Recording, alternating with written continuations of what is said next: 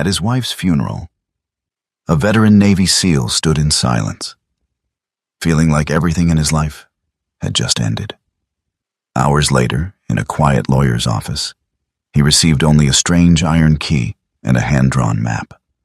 The map led deep into the northern forest, to a hidden cabin covered in flowers.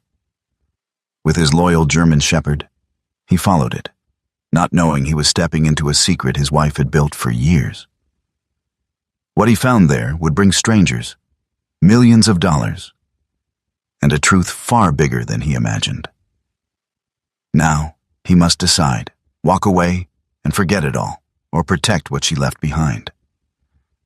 Before we begin, tell me where you're watching from, and don't forget to like and subscribe to Veteran Dog Stories.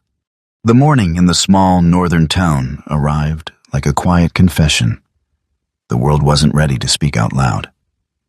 Cold light spilled across the empty streets, pale and clean as if the sky had been washed overnight.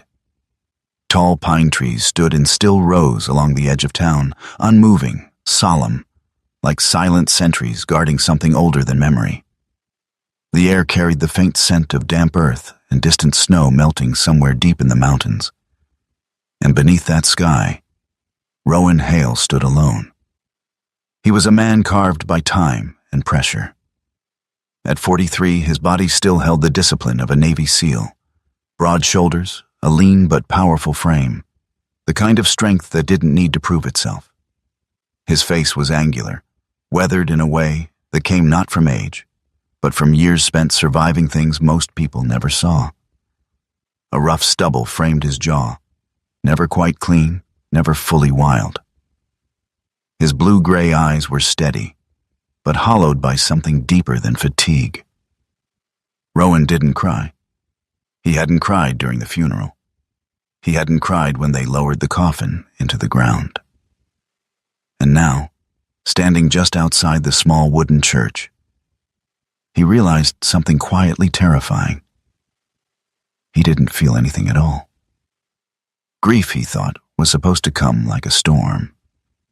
But this was worse. This was silence. At his side, a large German shepherd shifted slightly, brushing against his leg. Ash. 5 years old, black and tan coat, lean and muscular, in the way only working dogs ever were. His posture was alert, even in stillness. Ears slightly forward, eyes constantly scanning the environment. Not out of fear, but out of habit. He had once been a military K-9, trained to detect explosives, to read tension, to act before danger could fully reveal itself. Now, he stood close enough that Rowan could feel the warmth of him. Not pressing, not demanding, just there. A quiet presence, a reminder. Rowan exhaled slowly and rested a rough hand on the dog's head. Ash didn't look up. He didn't need to. They had spent too many years together for that. The lawyer's office was only a short walk from the church, but the distance felt stretched. Like time itself had decided to move slower for him. Inside, the air smelled faintly of paper and old coffee. A receptionist with tired eyes and careful movements led Rowan down a narrow hallway. Ash walked beside him without a leash, silent, controlled, his paws barely making a sound against the floor. They entered a small office. Behind the desk stood a thin, aging man with neatly combed gray hair and narrow shoulders that seemed to fold inward slightly, as if life had pressed on him too long. His name was Elias Boone, a local attorney who had spent decades handling land deeds and quiet inheritances in this town. He had the kind of face people trusted, not because it was warm, but because it had learned how to carry other people's burdens without breaking. "Mr. Hale," he said gently, "I'm very sorry for your loss." Rowan nodded once and sat. Ash lowered himself beside him, but not fully relaxed.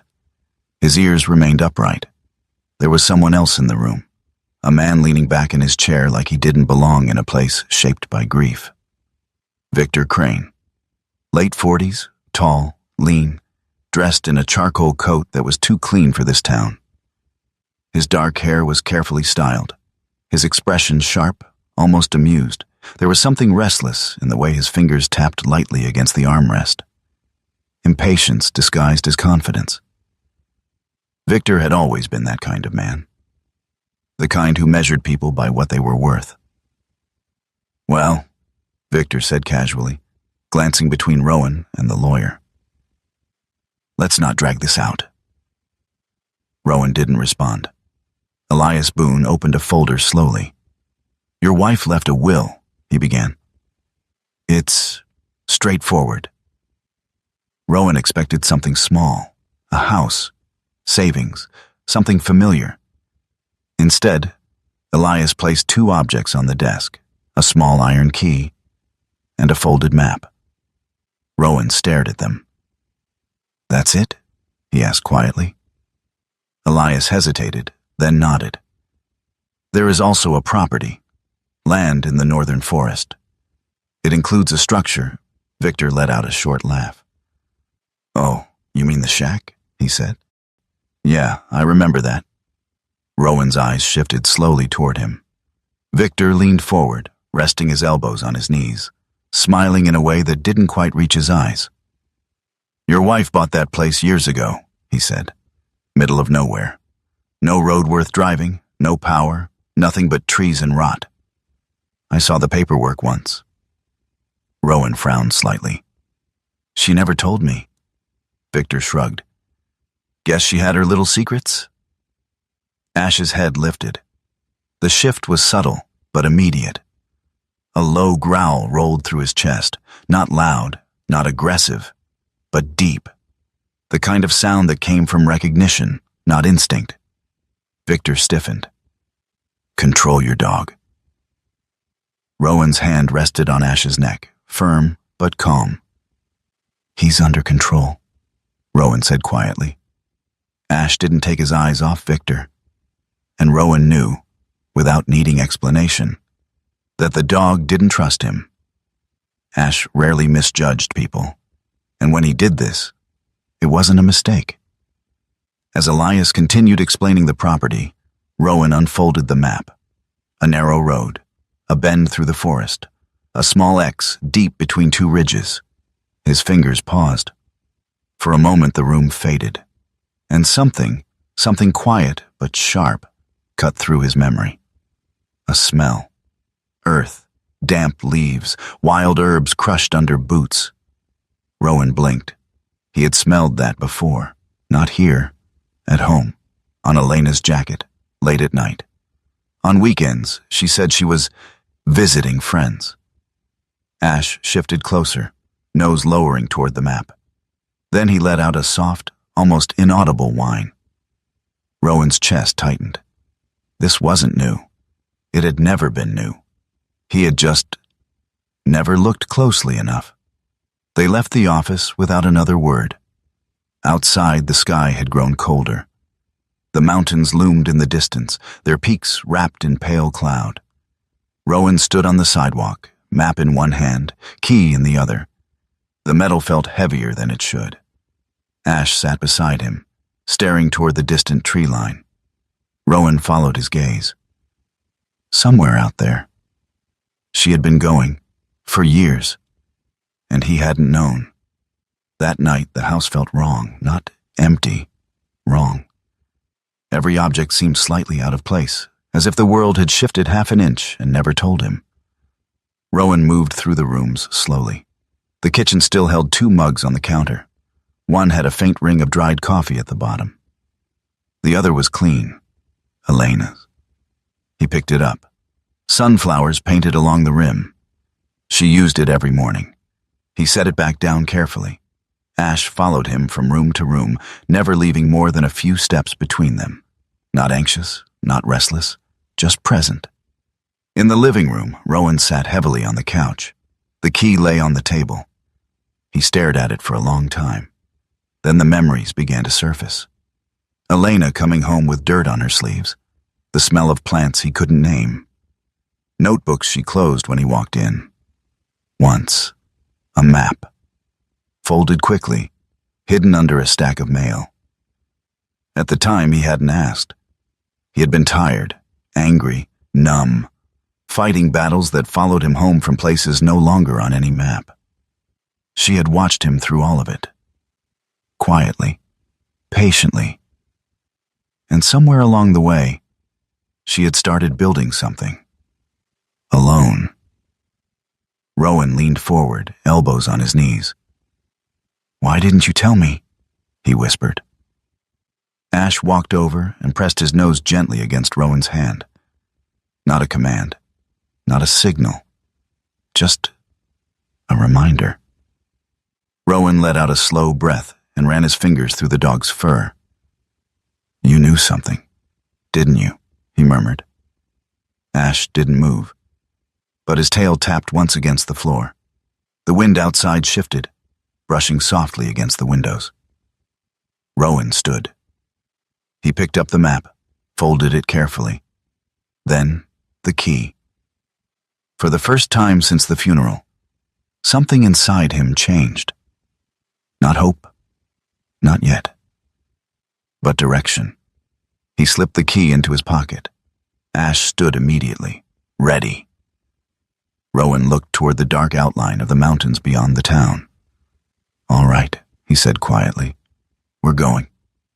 Ash's ears lifted, and in the silence that followed, it almost felt like the world itself was listening. The forest did not feel like a place that wanted to be found. It welcomed light, yes. Sunbeams filtered through tall pines and scattered across the ground like broken glass. The air was clean, almost too clean, carrying the scent of moss, water, and something faintly sweet that Rowan couldn't immediately name.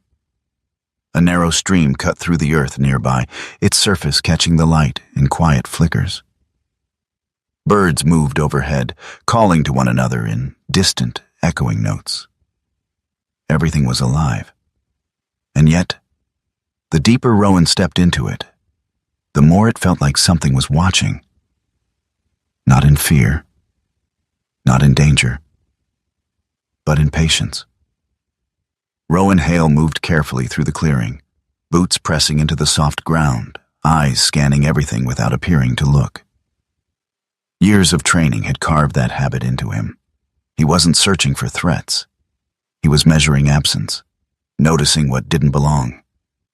And right now, what didn't belong was the silence. Behind him, the cabin stood half buried in green. What had once been wood was now layered with vines thick as rope, twisting and crawling over every surface. White flowers bloomed in clusters, small and delicate, their petals catching sunlight like fragments of memory. Purple blooms curled around the window frames, and moss crept along the base, reclaiming what time had abandoned. It was not broken. It was hidden. Rowan stared at it for a long moment, something tightening slowly in his chest. "Elena," he murmured under his breath. Ash circled the structure again. His body had shifted completely, low, focused, every movement deliberate. The relaxed companion from the drive was gone. In his place stood the K9 Rowan remembered from the field. Silent, calculating, reading the ground like a language. The dog paused at the spot they had uncovered, the metal hatch. Rowan crouched beside it again, brushing more dirt away. The shape became clearer now. Rectangular, clean edges, embedded into a wooden frame beneath the soil. It wasn't debris. It was placed here, deliberately. His fingers traced the edge, cold, solid, real. He pressed down gently. It didn't move. No visible handle, no obvious hinge, just a sealed surface. Ash lowered his nose to the metal, inhaling slowly. Then he stepped back. Not afraid, but respectful. That was new. Rowan frowned slightly. "You've smelled things like this before," he said quietly. "But not like this, huh?" Ash glanced at him briefly, then turned toward the cabin. The dog moved forward again, this time toward the front wall where the vines hung thickest. Rowan followed. The closer he got, the more details emerged. The vines weren't random. They followed patterns. looping around the door frame, climbing upward in almost deliberate arcs. Some were older, thicker, bark-like. Others were fresh, green, still flexible. They had been guided, not grown wild. Rowan reached out and parted the vines. Behind them, wood appeared. A door, old, weathered, but intact. A heavy iron lock sat at its center. He reached into his pocket and pulled out the key. For a moment, he didn't move. The forest seemed to hold its breath. Ash stood beside him, ears forward, body still. Rowan slid the key into the lock. It fit. Of course it did. He turned it slowly. At first, nothing. Then, a deep metallic click. The sound echoed softly into the clearing. Rowan pushed the door. It resisted, swollen from years of weather. He leaned his shoulder into it. Wood creaked. Hinges groaned. Then, with a slow, heavy movement, the door gave way. As it opened, something unexpected happened. A soft cascade of white petals drifted down from above the doorway. They fell gently, swirling in the air before settling at Rowan's feet. Ash stepped back slightly, startled. Not fearful, just surprised. Rowan looked up. Clusters of small white flowers hung above the door, their stems tangled into the vines. He inhaled. The scent hit him immediately. Sweet, warm, familiar. His breath caught. Jasmine, or something close to it. He closed his eyes for a second, and just like that, he was somewhere else. A porch at sunset, a cup of tea in his hands. Elena sitting across from him, smiling softly as the wind moved through her hair. "You always forget to slow down," she had once said. Rowan opened his eyes again. The cabin stood before him, waiting. Inside, darkness swallowed the light. Rowan reached into his bag and pulled out a flashlight. The beam cut through the shadows, revealing shapes slowly. Wooden shelves, a table, glass jars. Not decay, not ruin. Order. Ash stepped in first. His paws moved carefully across the floorboards, his nose working constantly, but without urgency. Rowan followed. The air inside was different. Earthy, herbal, alive. Bundles of dried plants hung from the ceiling. Rows of jars lined the shelves, each one labeled in neat handwriting. Some held crushed leaves, others seeds. A few contained liquids of varying colors. Nothing was random. Everything had a place. Rowan moved deeper into the room. His eyes scanned the surfaces, the corners, the details. On the far wall, a series of notebooks were stacked in careful order. Dates written along the spines. Years. He stepped closer. His fingers hovered over the first one, then pulled it free. The cover was worn, edges softened from use. He opened it. Inside, pages filled with handwriting. Elena's handwriting. Precise, clean, consistent. Rows of notes, diagrams of plants, measurements, observations. Rowan's chest tightened. "This wasn't a hobby," he whispered. Ash stopped near the center of the room. He lowered his head, sniffing the floor. Then he froze. His ears lifted slightly. Rowan noticed immediately. "What is it?" Ash didn't bark. He didn't growl. Instead, he slowly turned his head toward Rowan. And for a brief moment, there was something in his eyes Rowan had never seen before. Recognition. Not of danger, but of memory. Ash stepped back from the center of the room, and then, very slowly, he lay down. Not casually, not resting. He lowered himself with intention, placing his body flat against the floorboards, exactly like he used to do in the field, when he had located something buried. But this time, he wasn't digging. He was waiting. Rowan's pulse slowed. That wasn't how Ash worked. Not unless you've seen this before," Rowan murmured. His eyes shifted around the room, then back to the dog. "You've been here, haven't you?" Ash didn't move, but his tail tapped once against the wood. A quiet answer. And in that moment, Rowan felt something shift inside him. Not shock, not fear, something deeper. Something that felt like standing at the edge of a truth that had been waiting for him long before he ever thought to look. Rowan moved slowly toward Ash. He crouched beside him and pressed his hand against the floor. Solid, but not entirely. There was a faint difference, a subtle hollow beneath the wood. He knocked once. A dull, muted sound answered back. Rowan exhaled slowly. "Elena," he whispered again. Ash lifted his head slightly, watching him. Not leading, not pushing, just waiting. Rowan sat back on his heels. He looked around the room again, the jars, the notes, the carefully preserved plants. This place wasn't abandoned. It had been maintained, protected, used, and not just once or twice, for years. He stood slowly and walked back toward the door. The clearing outside glowed under the afternoon sun, peaceful, untouched.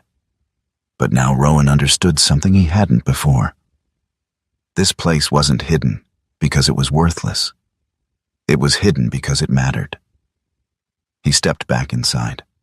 The door creaked softly as he pushed it closed behind him. Ash stood up, moved closer. Rowan placed his hand on the dog's neck. "All right," he said quietly. His voice was steadier now. "We're not leaving." Ash's tail moved once. The forest outside remained calm, as if nothing had changed. But inside the cabin, something had begun, and neither of them would walk away from it. The cabin did not feel empty anymore. It breathed. Not in the way a living thing breathes, but in the way a place holds memory. Quietly, patiently, as if it had been waiting for someone to return and listen. Rowan Hale remained seated on the wooden floor, the letter still in his hand. The edges of the paper had softened over time, worn not by weather, but by being folded and unfolded again and again. Elena must have written it slowly, carefully, perhaps even hesitated between sentences.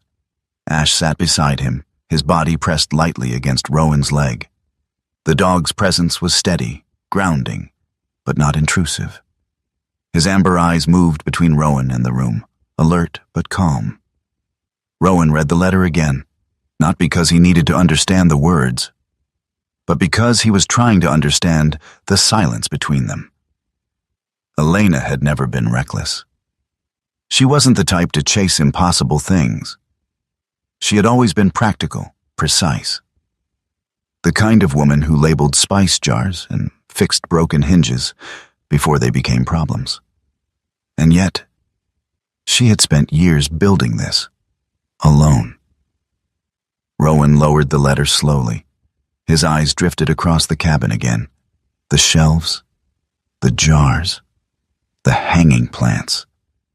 Every inch of this place carried intention, not desperation, not obsession, purpose. He pushed himself to his feet, moving carefully as if he were walking through something fragile. "Ash," he said quietly. The dog rose immediately. Rowan stepped toward the small metal box again, the one that had held the letter. He examined it more closely this time. The inside wasn't empty. Beneath where the letter had rested, there was a thin, false bottom. He pressed it. It shifted. Rowan slid his fingers underneath and lifted it. Inside was a narrow compartment, barely visible unless you knew where to look. And inside that, a small leather-bound notebook, older than the others, more worn. He opened it. The first page wasn't filled with data. It was a date. 12 years ago. Rowan's brow furrowed. He turned the page. The writing was Elena's, but different. Less precise, more personal. "I don't know if this will work. I don't even know if I understand enough yet. But I can't sit and wait for his pain to get worse. I see it in his eyes, even when he thinks I don't."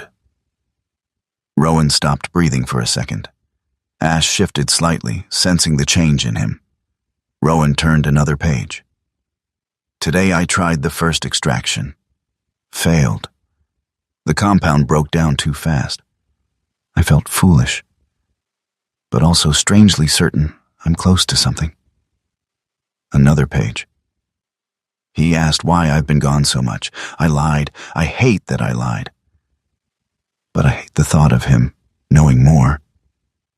Rowan swallowed hard. The pages blurred slightly as his vision tightened. This wasn't a perfect story. It wasn't a miracle built overnight. It was failure, doubt, persistence, and love that refused to stop. He moved to the work table near the center of the room. Glass jars lined its surface, some labeled, some not. He picked one up. Inside were crushed leaves, dried and preserved. The scent that lingered in the cabin seemed to come from here, earthy, sharp, with a faint sweetness beneath it. His fingers traced the label. Not scientific terminology, not formal, Elena's own system. He set it down carefully. Ash moved ahead of him again, nose low, tracing invisible paths across the wooden floor. This time, he didn't stop in the center. He moved toward the far wall. There, against the wood, stood a narrow cabinet Rowan hadn't noticed before. It was plain, almost too plain. Built to blend in, Ash sat in front of it. Still, waiting. Rowan approached slowly. He reached for the cabinet door and opened it. Inside.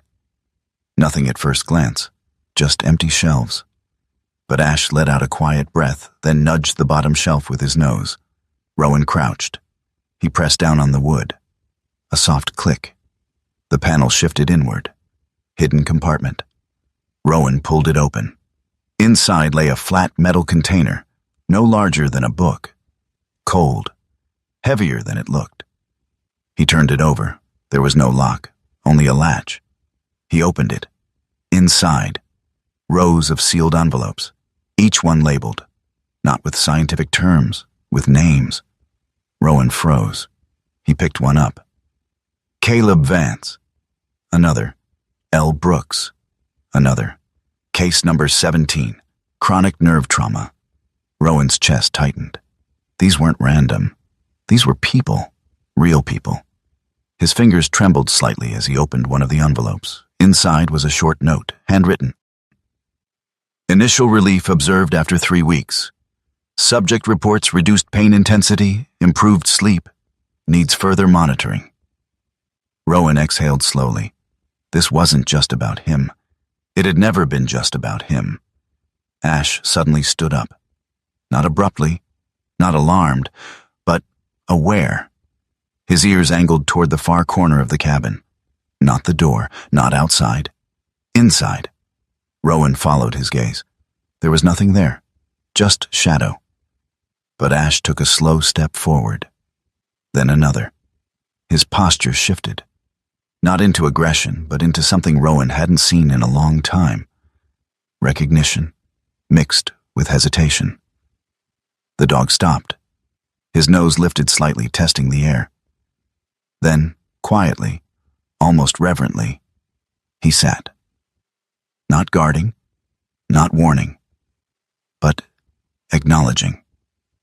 Rowan felt a strange chill move through him. Not fear, something else. Something that felt like presence. He didn't speak. Neither did the forest outside. But in that moment, Rowan understood something without words. Ash wasn't just remembering the place. He was remembering her. The moment passed.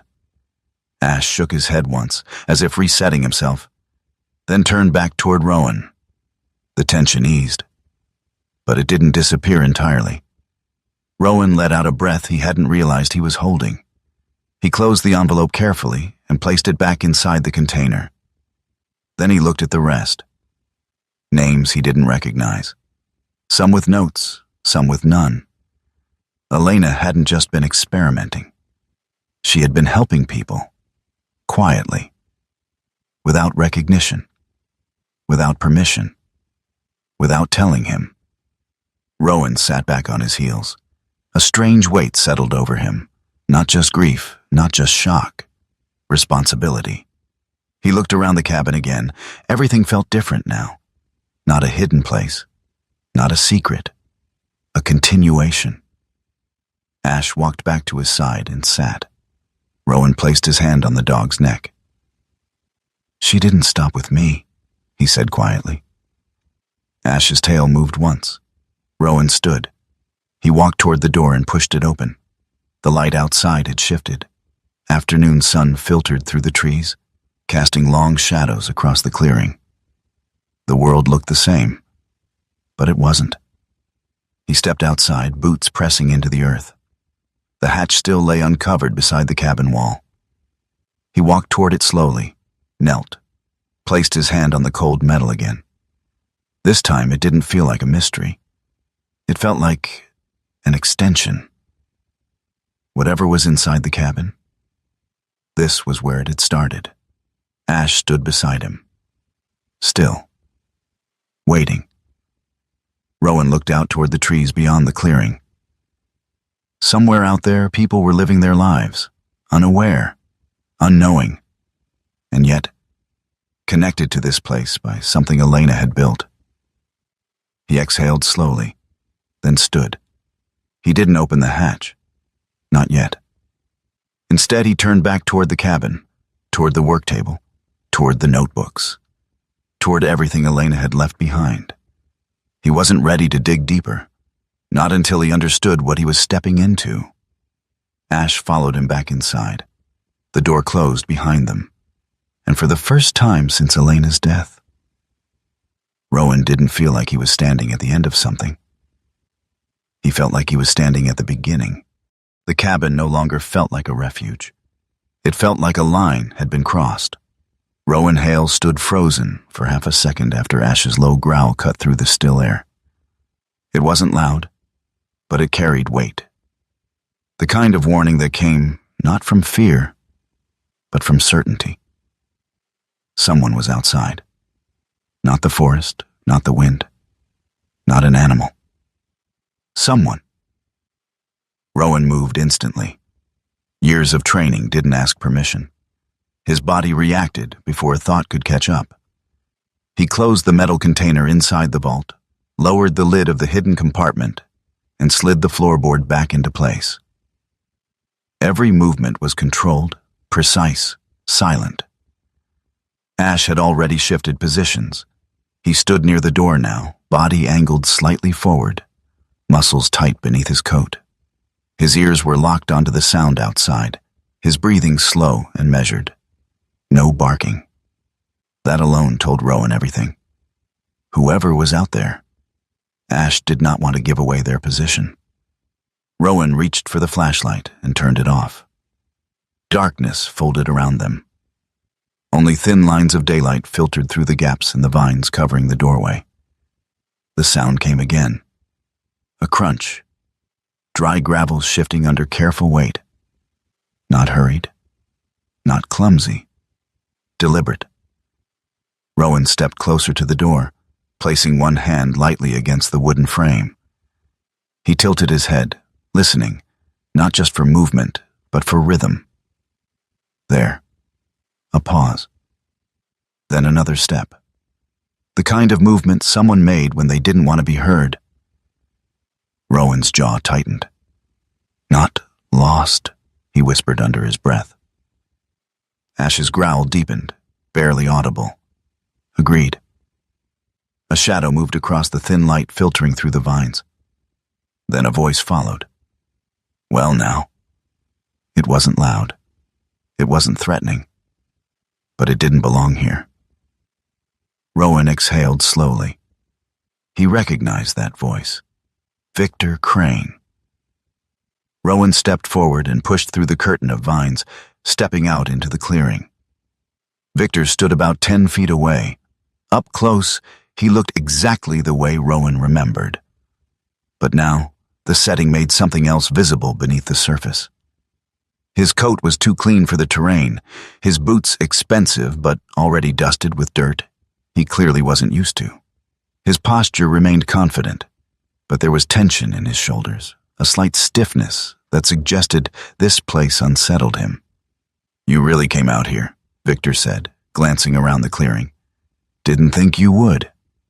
Rowan crossed his arms slowly, keeping his stance relaxed but grounded. "You followed me," Rowan said. Victor smirked. "I prefer to think of it as curiosity." Ash stepped forward, placing himself just slightly ahead of Rowan. His body blocked the entrance of the cabin without needing to be told. Victor noticed. His smile thinned. "Still don't like me, huh?" he muttered. Ash didn't respond, but his eyes didn't leave Victor. Victor took a slow step closer to the cabin, his gaze drifting past Rowan's shoulder, trying to see inside. "What's in there?" he asked. "Nothing for you," Rowan replied calmly. Victor chuckled. "That's funny," he said, "because I'm starting to think it's worth a lot more than you realize." Rowan didn't move, didn't answer. Victor watched him for a moment, studying the silence. Then his eyes shifted downward, to the ground, to the spot near the cabin wall, the exposed edge of the hatch. His expression changed, subtle but unmistakable. Interest. "Now what's that?" Victor said quietly. He stepped toward it. Ash exploded forward with a sharp, thunderous bark. Victor flinched hard, stumbling back a step. "Jesus!" he snapped. The dog didn't advance further. He didn't need to. The message had been delivered. Victor raised both hands slightly, backing off. All right, he muttered. "I get it." Rowan's voice remained steady. "You should leave." Victor's eyes narrowed. "You don't get to tell me that," he said, irritation creeping into his tone. "This isn't just your land. Elena was my cousin too." Rowan met his gaze. "You laughed at her will." Victor hesitated, just for a moment. Then he shrugged. "That doesn't mean I don't know how to recognize something valuable," he said. There it was. Not grief, not curiosity. Value. Victor's eyes flicked once more toward the cabin. Then, almost absent-mindedly, he said, "You know, someone from the university came asking about her last year." Rowan's expression didn't change, but something inside him did. Victor continued, pacing slowly. Didn't think much of it at the time. Thought it was just one of her little projects. But now, he gestured toward the cabin, toward the vines, toward the hidden hatch. "Now I'm thinking she wasn't just playing with plants." Rowan's pulse slowed. Not faster. Slower. The way it used to before things went bad. "Who?" Rowan asked. Victor smirked slightly. Didn't catch the name, but they weren't local. Clean shoes, clean hands. Didn't belong here. He tilted his head. They were looking for something. Silence stretched between them. Ash shifted slightly beside Rowan. Not toward Victor, toward the tree line behind him. A subtle movement. Easy to miss. But Rowan didn't miss it. Someone else had been here. Before Victor. Or maybe still was. Rowan stepped forward, just enough to reclaim space. "You're done here," he said quietly. Victor's jaw tightened. For a moment it looked like he might push back. Then his eyes flicked once more to Ash, to the hatch, to the cabin. And something changed. Calculation replaced curiosity. "This isn't over," Victor said. Rowan didn't respond. Victor turned, walking back toward his vehicle at the edge of the clearing, a dark SUV that looked out of place among the trees. Before opening the door, he paused. "If there's something out here," he said without turning around, "you're not going to keep it to yourself for long." Then he got in. The engine roared to life, loud against the quiet of the forest. Moments later, the vehicle disappeared down the narrow path. Silence returned. But it wasn't the same silence. Ash remained still for a few seconds longer, staring toward the direction Victor had gone.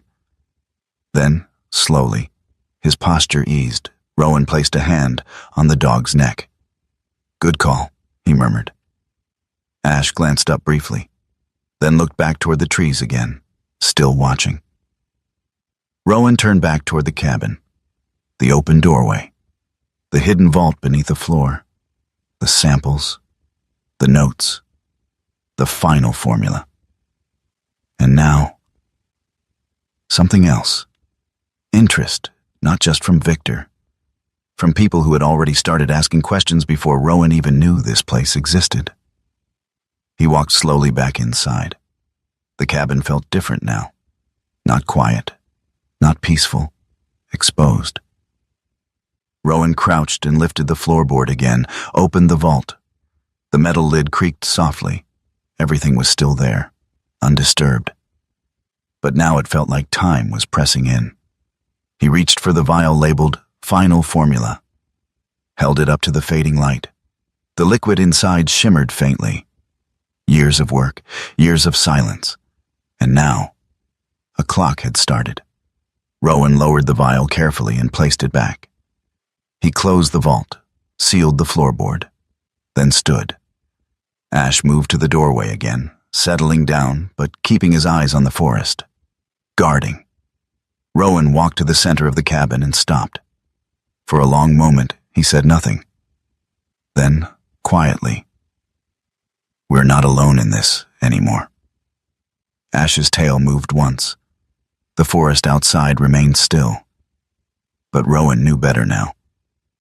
Something had changed. Not in the trees, not in the cabin, in the story. And whatever Elena had built here, it had just become something worth fighting for.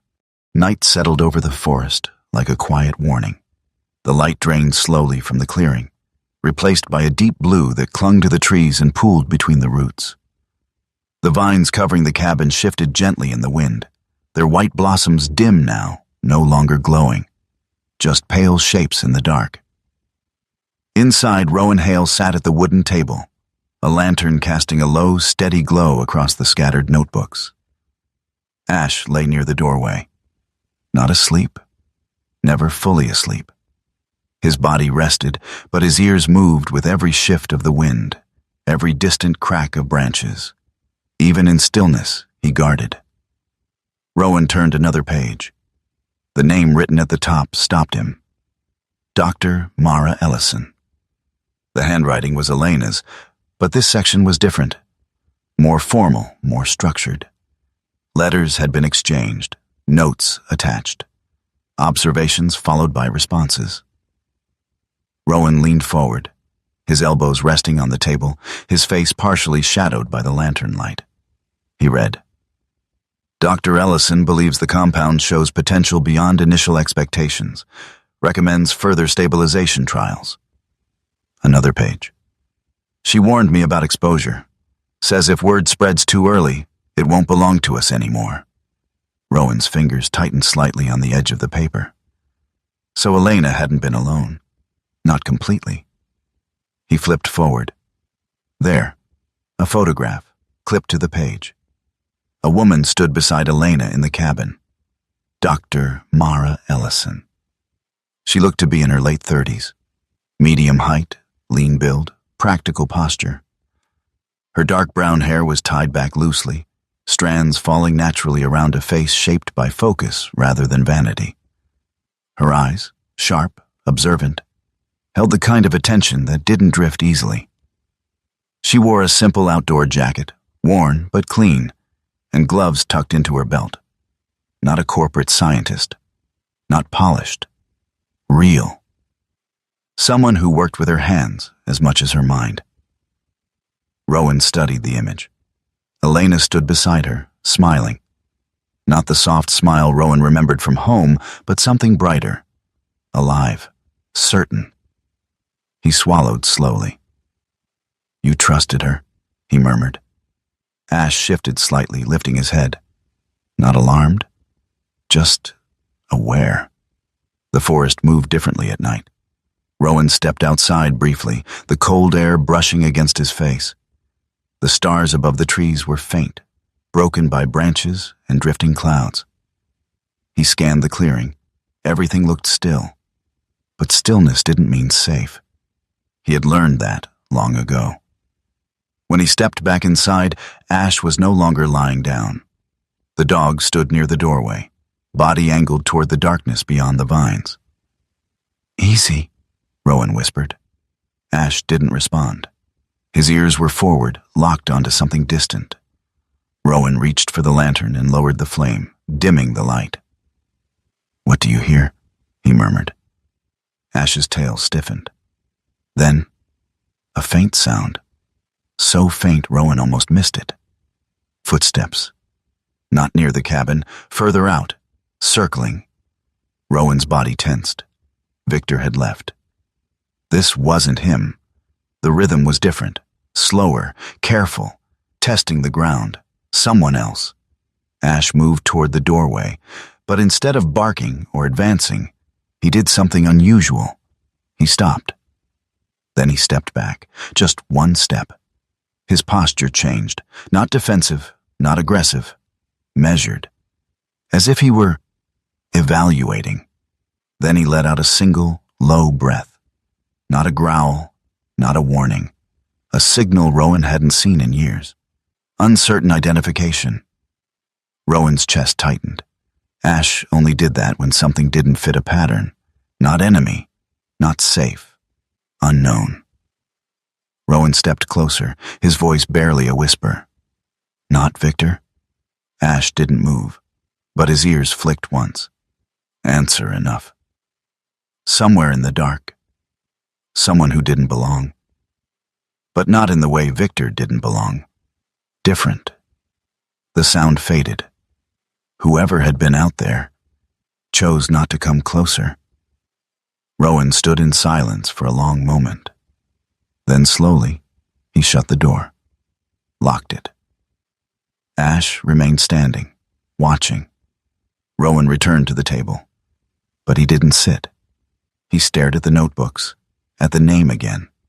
Dr. Mara Ellison. Elena had trusted her, shared her work, maybe even planned for this. Rowan flipped to the back of the notebook. There.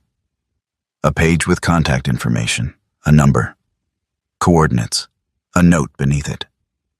If anything happens, she will know what to do. Rowan exhaled slowly. "Guess I'm not doing this alone after all," he murmured. Ash's tail moved once. Morning came quietly.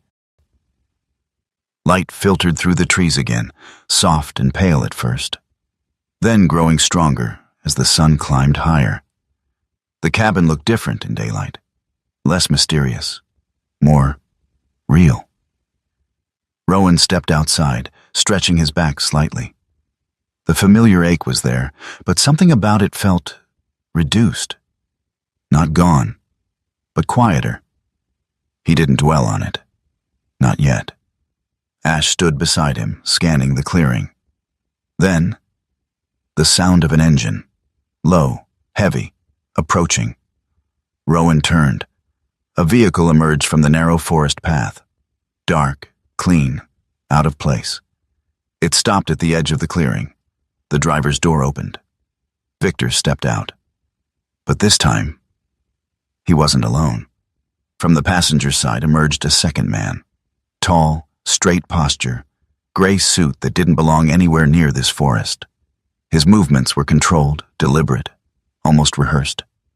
His face was sharp, clean-shaven, with eyes that seemed to assess everything before settling on anything. Marcus Hale. Late 40s, corporate. The kind of man who had built his life on decisions that affected people he never had to meet. He adjusted his coat slightly, glancing at the cabin, then at Rowan.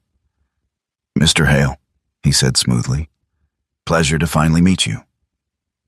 Rowan didn't respond. Marcus stepped forward, careful with his footing, clearly unused to uneven ground. Victor remained behind him, arms crossed, watching.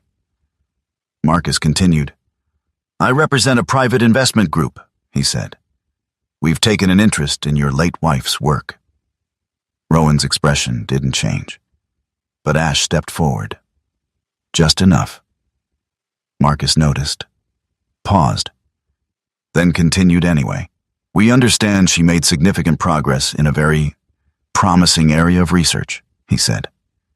And we believe that with the right resources, that work could be developed properly. Properly, Rowan repeated quietly. Marcus nodded. With funding, facilities, distribution channels. Victor smirked slightly behind him. And profit, Rowan added. Marcus didn't deny it. Of course. Silence stretched. The wind moved softly through the vines. Marcus reached into his coat and pulled out a folded document. A preliminary offer, he said. Rowan didn't take it. How much? Rowan asked. Marcus glanced at Victor, then back at Rowan. 5 million, he said calmly. The number hung in the air. Even the forest seemed to pause. Victor smiled wider now. Not bad for a rotting shack, right? He muttered. Rowan didn't look at him.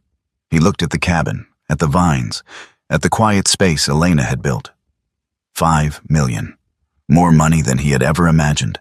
More than enough to walk away, to forget, to stop carrying this weight. Ash moved closer to him. Not pushing, not reacting, just present. Rowan exhaled slowly, then shook his head. No. Victor blinked. What? Marcus's expression didn't change, but something sharpened in his eyes. I'm not selling, Rowan said. Victor stepped forward, frustration breaking through. Are you serious? Do you even understand what you're sitting on? Rowan met his gaze. Yeah, he said quietly. For the first time, I do. Marcus folded the document slowly. This could help a lot of people, he said. Rowan nodded once. I know. Then why refuse? Rowan's voice didn't rise, didn't harden, it stayed calm. Because it wasn't anger speaking. It was clarity. Because it won't belong to them, Rowan said. He paused, then added, not the way she meant it to. Silence. Marcus studied him for a long moment, then nodded slightly. I see, he said. He turned back toward the vehicle. Victor lingered a second longer. This isn't over, he said quietly. Rowan didn't answer. Victor climbed back into the car. Moments later, the vehicle disappeared into the trees. The clearing returned to silence. Ash sat down beside Rowan. The cabin stood behind them, unchanged, but everything around it had shifted. Rowan looked out toward the forest, then back at the door. This isn't a legacy anymore, he said quietly. Ash's ears lifted. Rowan's voice dropped just slightly. It's a target. Ash didn't move, but his presence was enough. They both knew what that meant, and neither of them was walking away. Morning came without a ceremony.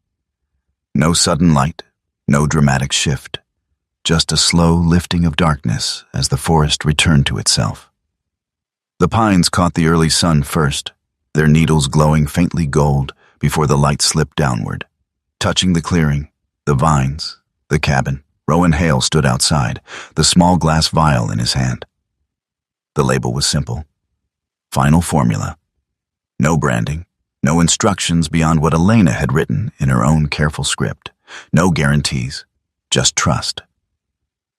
Ash stood beside him, his posture steady, gaze fixed not on the vial, but on Rowan, watching, waiting.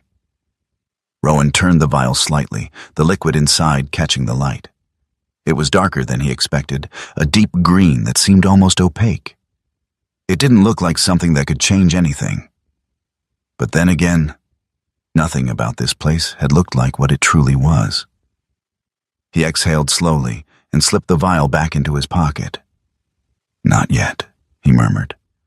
Ash's ears flicked once, Inside the cabin, Rowan moved with purpose, not rushing, not hesitating.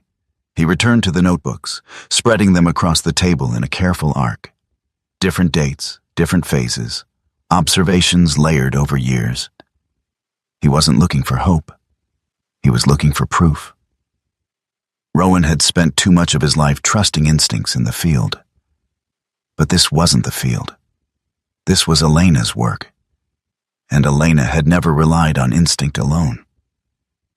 He read, page after page. Extraction methods, failed compounds, adjustments to ratios measured down to fractions of grams, notes on temperature shifts, seasonal changes in plant behavior, soil conditions. It wasn't guesswork. It was discipline. He flipped to the sections marked with Dr. Mara Ellison's annotations. Different handwriting, sharper, more technical. Where Elena's notes felt like someone building something with care, Mara's felt like someone testing it against the world. Compound stability improved. Still needs refinement before large-scale application. Another note. Side effects minimal in current trials. Requires controlled environment before expansion. Rowan leaned back slightly. Controlled environment. That's what Marcus Hale had been offering. Facilities, funding, ownership. Rowan's jaw tightened. Elena hadn't built this to hand it over. He knew that now. He found the page again. The one he had avoided reading too closely before. His name, Rowan Hale. Dates, measurements, pain levels recorded in small, consistent increments. 7, 6, 7 again, 5, 4. He stared at the numbers, then at the notes beside them. Evening dose, diluted. Observed reduction in tension. Another line. Subject unaware. Must remain unaware for accurate response. Rowan let out a short, quiet breath. She knew, he said under his breath. Ash shifted closer. Rowan rested his hand briefly against the dog's neck. She knew I wouldn't say yes. Ash didn't react, but his presence was enough. The memory came back slowly. Evenings on the porch. The cup of tea Elena would hand him without asking. He used to joke about it, called it her magic fix. She would smile, say nothing. Rowan closed his eyes for a moment. Not magic, he muttered. Just patience. He stood, reached for the vial again. This time he didn't hesitate as long. He pulled a small metal cup from his pack and poured a little water into it. The forest outside moved quietly, wind brushing through leaves, distant birds calling to one another. Normal. Everything felt normal, except for the weight in his hand. Rowan removed the stopper from the vial. The scent rose immediately, earthy, sharp, with a faint sweetness beneath it. Familiar. Too familiar. He tilted the vial carefully, one drop, then another. The liquid dispersed into the water, dissolving almost instantly. Rowan stared at the cup. Ash stepped closer, not interfering, not reacting, just present. Rowan raised the cup slightly, paused, then drank. There was no immediate change, no warmth spreading through his body, no sudden clarity, just the taste. Bitter, earthy, real. He set the cup down and waited. Seconds passed, then minutes. Ash moved away slightly, circling once before settling near the doorway again, watching both Rowan and the outside world. Rowan leaned against the table, arms crossed loosely. He wasn't expecting miracles. He had learned a long time ago, anything that worked took time, still. He waited. It happened so quietly Rowan almost dismissed it. Not a disappearance of pain.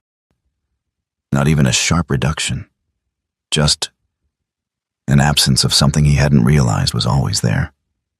The tension in his lower back, the constant, low-burning edge that had shaped every movement for years, softened.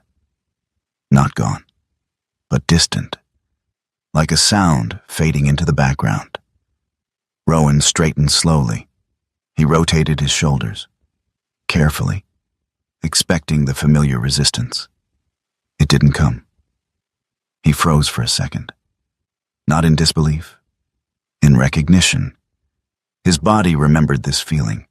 From before the war, from before everything changed. Rowan took a step forward, then another. The pain didn't spike, didn't push back. Ash watched him.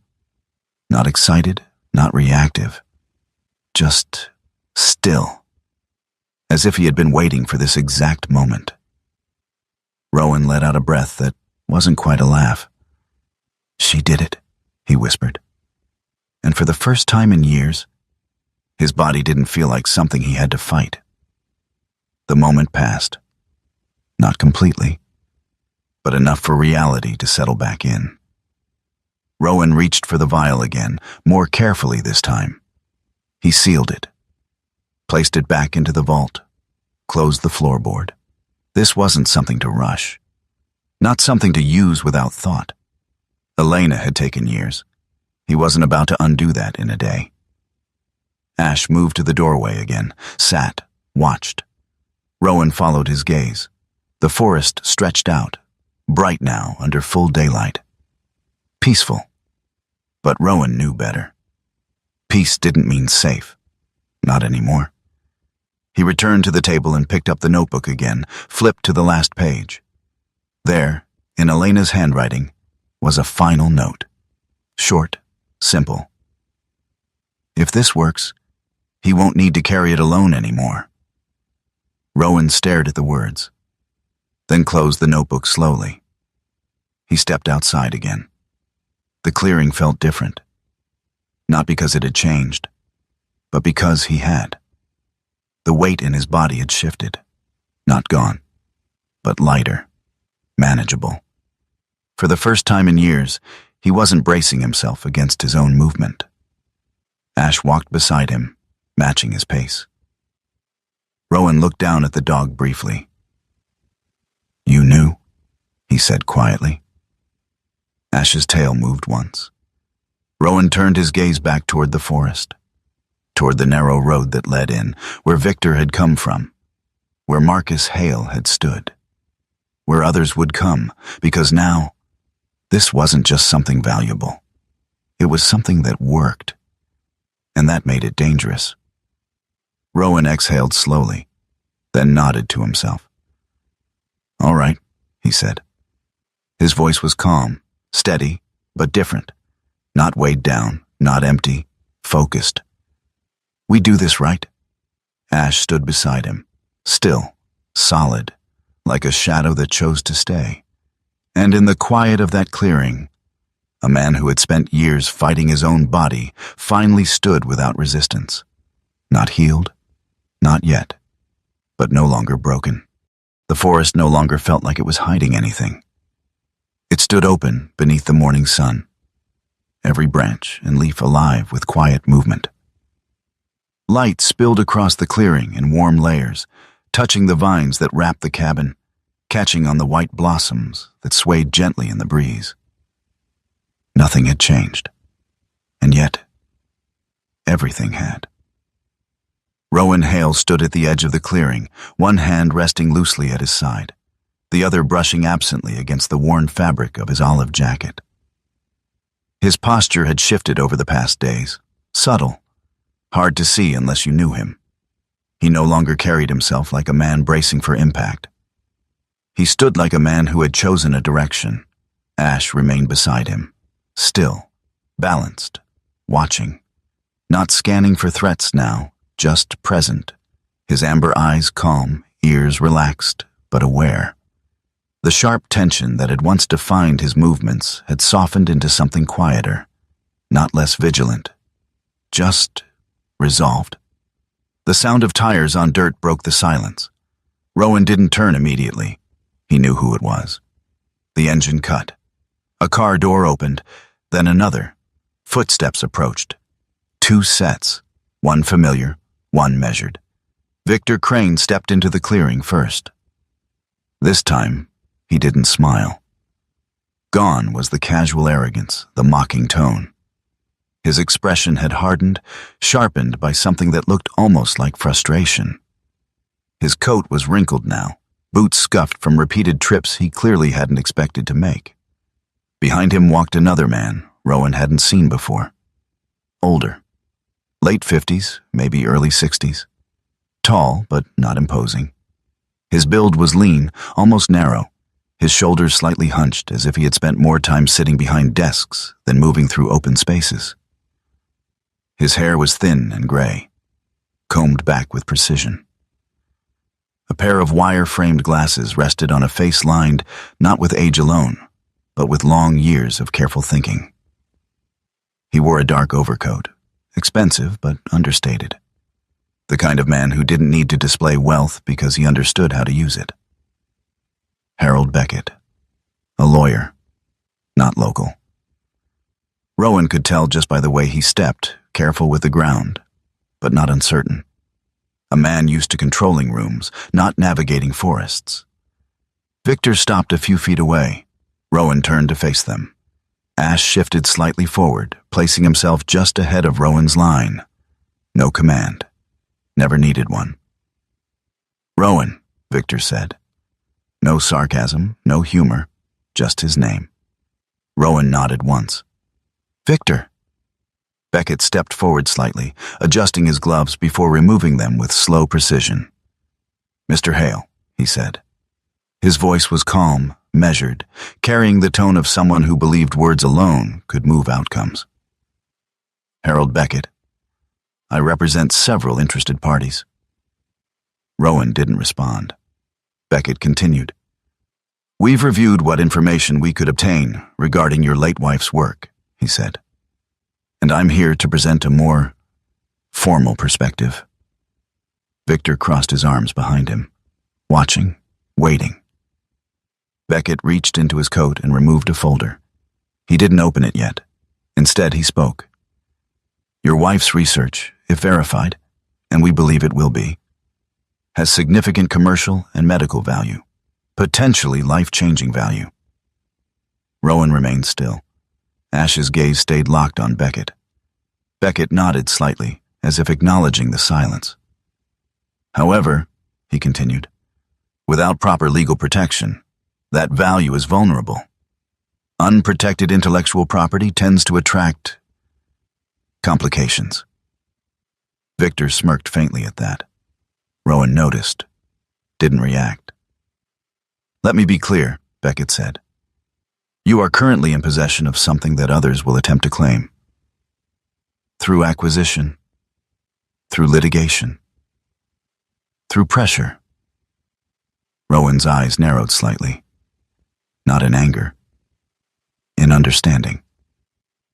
Beckett opened the folder. Documents, contracts, offers. $5 million was a preliminary figure, Beckett said. "We are prepared to revise that upward, significantly." Victor stepped forward. "You don't have to fight this," he added. "You can walk away, clean, set for life." Rowan glanced at the cabin behind him, at the vines, at the flowers, at everything Elena had built, then back at them. For a moment, Rowan didn't see Victor, didn't see Beckett, didn't see the documents. He saw something else. A memory. Quiet. Almost insignificant. Elena standing in their kitchen, sunlight falling across her shoulders, her hands resting lightly on the counter. She had looked at him once, not smiling, not speaking, just watching him carefully, as if she already knew something he didn't, as if she had already made a decision he hadn't even realized existed. And in that moment, Rowan understood something that hadn't been written in any notebook, something no formula could explain. She hadn't built this because she believed it would succeed. She built it because she believed he would carry it forward. Rowan exhaled slowly, then shook his head. "No." The word landed quietly, but it didn't move. Victor blinked. Beckett paused. "I'm not selling," Rowan said. Beckett studied him. "You may want to reconsider. This is not a simple matter of preference. There are legal realities. I'm aware," Rowan interrupted calmly. Victor's frustration broke through. Then why? He snapped. Why turn this down? Rowan met his gaze.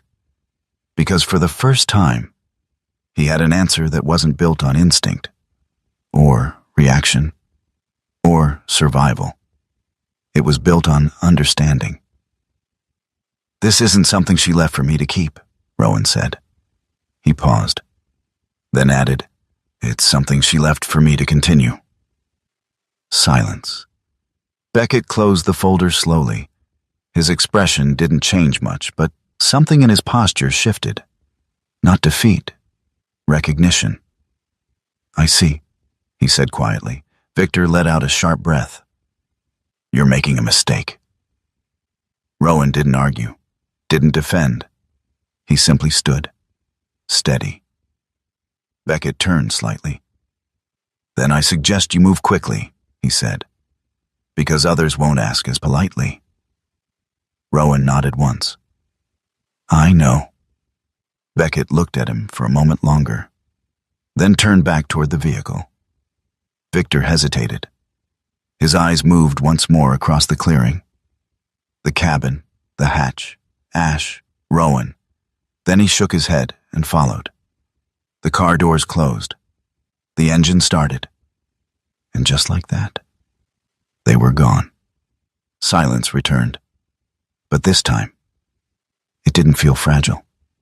It felt earned. Ash stepped back beside Rowan, sat, not watching the road, not scanning the trees, just there. Rowan let out a breath he hadn't realized he was holding, then turned back toward the cabin. Later that morning, Rowan sat inside with a satellite phone in his hand. The number was already entered. Dr. Mara Ellison. He hesitated for a second, then pressed call. The line rang once, twice. Then, Dr. Ellison speaking? Her voice was exactly as Rowan imagined. Clear, focused, no wasted words. My name is Rowan Hale, he said. A pause, then, Rowan? Recognition, immediate. Yes. Another pause, longer this time. I've been trying to reach you, she said. Rowan glanced around the cabin. She left instructions, he replied. Mara exhaled softly. She always did. There was something in her tone, not just respect. Grief, the kind carried quietly.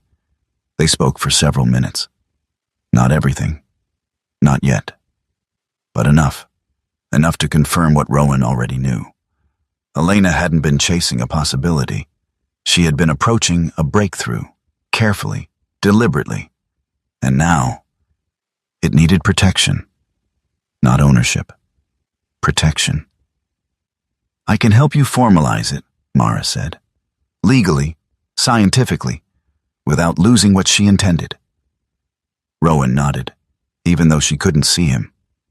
That's what I need. By midday, the clearing looked the same as it always had. Sunlight, wind, stillness. Rowan stood at its center, the cabin behind him, the forest ahead, Ash beside him. The dog didn't move, didn't search, didn't warn, just stood, like a soldier at ease. Rowan rested his hand on Ash's head. You did good, he said quietly. Ash's tail moved once. Rowan looked out toward the trees. For days, he had stood there searching, for answers, for meaning, for something to hold on to. Now, he wasn't searching anymore. He knew what this was, not a mystery, not a burden, a direction. He stepped forward, just one step, toward the forest. Not to chase something hidden, but to move into what came next. Ash followed, without hesitation, without command, and behind them, the cabin stood quietly beneath the vines, no longer just a secret, but still, the place where everything began. There are moments in life when we think everything has been taken from us, when silence replaces hope, and the future feels like an empty road. But sometimes, what we call an ending is only God quietly preparing a new beginning. Rowan believed he had lost everything. But what he was given was not just a place, not just a secret, not even just a cure. He was given a purpose. And maybe that is the real miracle, not something that appears suddenly, but something that has been growing patiently, unseen, guided by love, by sacrifice, and by God's quiet hand. In our own lives, we may not find a hidden cabin or a miracle formula, but we all carry something left behind by those who loved us. A lesson, a strength, a path forward. And sometimes, the answer we are searching for has been with us all along. We just need the courage to see it. If this story meant something to you, take a moment to share it with someone who might need it. Let me know in the comments where you're watching from. And what part of this story touched you the most? Your voice matters more than you think. And if you believe in stories about loyalty, second chances, and the quiet ways God works in our lives, don't forget to subscribe to Veteran Dog Stories so you don't miss the next journey. May God bless you, guide you, and protect you and your loved ones. May He give you strength when life feels heavy and light when the path ahead seems unclear.